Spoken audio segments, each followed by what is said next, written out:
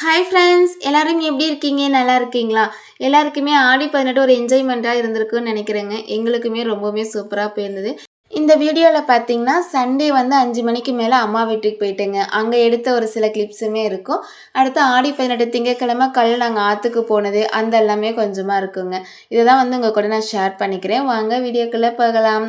அப்புறம் எல்லாருக்கிட்டையுமே ஒரே ஒரு ரெக்வெஸ்ட்டுங்க. நீங்கள் எல்லாருமே இந்த டைம் வந்து ஆற்றுக்கு போயிருந்தீங்களா? சிட்டியில் இருக்கவங்களால கண்டிப்பாக போயிருக்க முடியாது. கிராமத்தில் இருந்தவங்க எல்லாமே ஆடி 18 அன்னைக்கு ஆற்றுக்கு போயிருந்தீங்களா அப்படிங்கிறத மறக்காமல் சொல்லுங்கள். நாங்கள் வந்து ஆற்றுக்குலாம் போயிருந்தோங்க. ஏன்னா பக்கத்துலேயே தான் இருக்குது. இங்கே பார்த்தீங்கன்னா நாங்கள் அம்மா வீட்டுக்கு வந்தோடனே அங்கே வந்து கொழிஞ்சு மரம் இருக்குங்க. அங்கே கொழிஞ்சிக்காய் நிறையா இருந்தது. அதில் பறிச்சுட்டு வந்து சரி ஜூஸ் போடலாம் அப்படின்னு சொல்லிட்டு ஜூஸ் தாங்க போட்டோம். எங்கள் வீட்டுக்காரர் சொன்னாங்க, சரி நிறையா போடலாம், நம்ம எல்லோரும் குடித்தோம்னா சீக்கிரமாக தீந்துடும் அப்படின்னு சொல்லிட்டு ஒரு 10 காய் போல் புழிஞ்சு விட்டு ஜூஸ் போட்டுட்டோங்க. எல்லாருமே ஆளுக்கு 2 டம்ளராக குடிக்கங்காட்டி நல்லா சூப்பராக இருந்துச்சு. கொழிஞ்சு பழ ஜூஸுமே டேஸ்ட்டாக இருந்தது. அதுக்கப்புறம் அம்மா வந்து வீட்லேயே முறுக்கு சுட்டுருந்தாங்கங்க. நாங்கள்லாம் வரோன்னு சொல்லிட்டு அம்மா முறுக்கு சுட்டு கூட கிட்டத்தட்ட 6 மாதம் 7 மாதமே இருக்கும். அடிக்கடி ஃபஸ்ட்லலாம் செய்வாங்க. இப்போலாம் முறுக்கே செய்கிறதே கிடையாது. இந்த டைம் வந்து முறுக்கு செஞ்சுருந்தாங்க. முறுக்குமே சூப்பராக இருந்துச்சு. அதையுமே சாப்பிட்டுட்டு அடுத்து மீன் பொரிச்சிருந்தாங்க.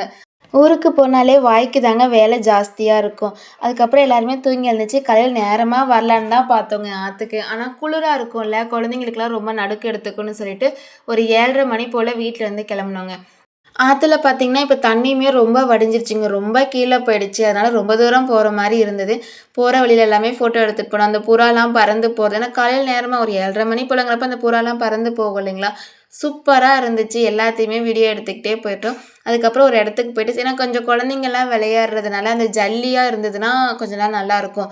கொஞ்சம் குழி குழியாக மண்ணாக இருந்துச்சுன்னா குழந்தைங்களுக்கு சேஃப் இல்லை அப்படின்னு சொல்லிட்டு கொஞ்சம் தூரமாகவே போனோங்க. தூரமாக போயிட்டு ஆற்றுலலாம் எல்லாரும் ஒரே ஆட்டங்க. ஒருத்தர் கூட மேலே வரமாட்டேங்கிறாங்க. சின்ன பையனுக்கு என்னோடய பையனுக்கு சஞ்சய்க்குலாம் வந்து குளிர் எடுக்க ஆரம்பிச்சிருச்சு.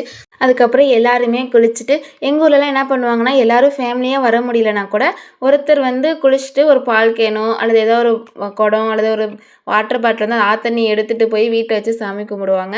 அந்த மாதிரியுமே எடுத்துகிட்டு போகிறதுக்கு நிறைய பேர் வந்திருந்தாங்க. நிறைய அதுவும் இல்லாமல் அங்கே மீனெல்லாம் போட்டிருப்பாங்கங்க. அந்த ஆத்தோரமாக வந்து மீன் வாங்குறதுக்கு அவ்வளோ கூட்டம்னா பார்த்துக்கோங்களேன். வண்டிங்க மட்டுமே ஒரு 10, 20 வண்டி இருக்கும். ஏன்னா அப்போ தான் எல்லாருமே ஊர்லேருந்து வந்திருப்பாங்க பசங்க, பிள்ளைங்க எல்லாருமே. அதனால் அவ்வளோ கூட்டமாக இருந்தது.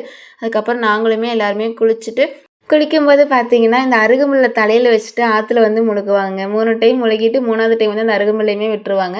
இந்த மாதிரி அருகம்புல்ல வச்சு தலை முழுகிட்டு அப்படியே அருகம்புல்ல ஆத்தோட விடுற பழக்கம் உங்களுக்கு இருக்குதா? அப்படிங்கிறத மறக்காமல் சொல்லுங்கள். நாங்கள் அப்படி தாங்க செஞ்சுருந்தோம். அதுக்கப்புறம் குளிச்சு முடிச்சுட்டு எல்லாருமே அந்த கரையோரமாக வந்துட்டு அங்கேயே ஒரு விளக்குமே போட்டுட்டு இந்த விளக்கு போடுறதுக்குள்ளேயே ஒரு 5 நிமிஷத்துக்கு மேலே ஆயிடுச்சிங்க. காற்றான காற்று விளக்கே போட முடியல.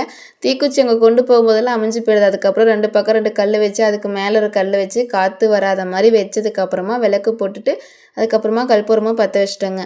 அதுக்கப்புறம் தாங்க இங்கே பக்கத்துலேயே மாரியம்மன் கோவில் இருக்குது. மாரியம்மன் கோயிலுக்கு போய் அங்கே எல்லாருமே சாமி கும்பிட்டு முடிச்சுட்டு அங்கேயே தக்காளி சாப்பாடும் தயிர் பச்சடியும் கொடுத்தாங்க.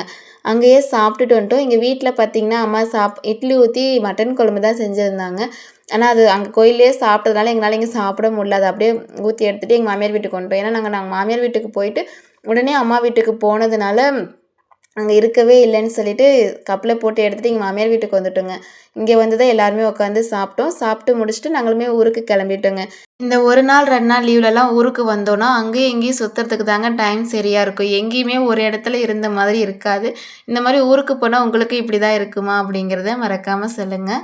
ஆடி 18 எல்லாம் சிறப்பாக வழிபாடு செஞ்சு முடிச்சுட்டு கறிக்குழம்பெல்லாம் சாப்பிட்டுட்டு மேட்டூர் டேமுக்கெல்லாம் பை பை சொல்லிட்டு நாங்களுமே எங்கள் ஊருக்கு வந்துட்டோங்க. அவ்வளோதான் ஃப்ரெண்ட்ஸ். ஆடி 18 எங்களுக்கு இப்படி தான் போயிருந்தது. உங்களுக்கு எப்படி இருந்துச்சு அப்படிங்கிறத மறக்காமல் சொல்லுங்கள். இந்த சேனல் உங்களுக்கு பிடிச்சிருந்துச்சு அப்படின்னா நம்ம சேனலை சப்ஸ்கிரைப் பண்ணிவிட்டு நமக்குமே சப்போர்ட் பண்ணுங்கள். உங்கள் வேல்யூபிளான ஃபீட்பேக்கை கீழே கமெண்ட் பண்ணி வைங்க. அது வந்து எங்களுக்குமே ஒரு பூஸ்டப்பாக இருக்கும். ஓகே ஃப்ரெண்ட்ஸ், பாய். நாளைக்கு ஒரு விளாகில்